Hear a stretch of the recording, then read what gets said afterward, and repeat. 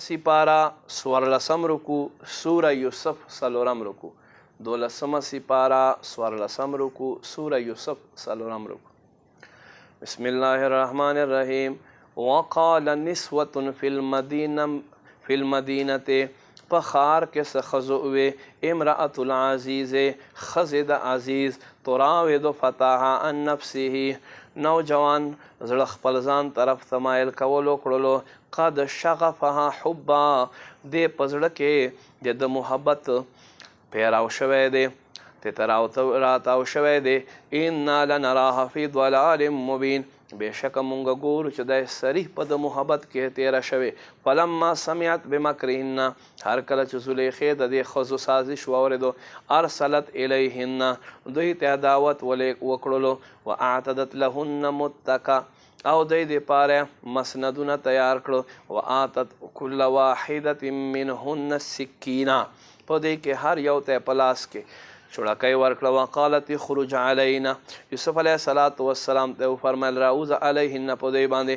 فلما رأینه اکبرنه پس کله چې ښځو یوسف وکتلو د ده صفتونه یې شروع کړه. وقطعن ایدیهن خپلې ګوتې یې کټ کړلې.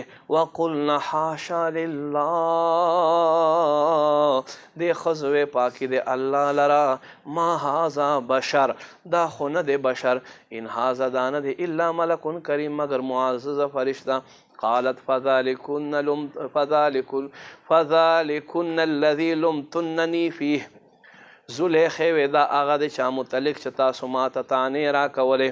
ولقد راودته عن نفسي او د زړه ما خپل ځان طرف ته مایل کول وکړو. فاستعصم د ځان بچ کړو. ولئن لم یفعل ما آمره که چېرته دی داسې ونه کړي څه چې دته زه حکم کومه لیسجنن ضرور به دی قید ته زه ولېږمه. ولیکونا من الصاغرین او ضرور به دی ذلت اوچتونکو نشي.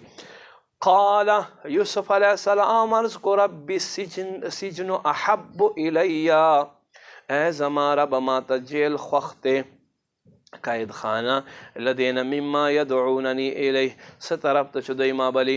والا تصرف عني کیدهن او که داسې نه بیا دوی مکر له ما نه وګرځوې اصب الیهن داسې نه چې زه دوی ته ماهل شمه واکن من الجاهلین او زه نادانانو نه شمه.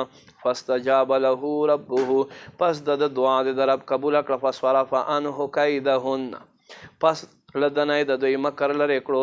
انه هو السمیع العلیم بېشکه هغه ذات اورېدونکی علم وال دی. ثم بدا لهم من بعد بیا الله ظاهر کړلو وروسته د دې راول آیات هغه چې دوی وکتلې نښې.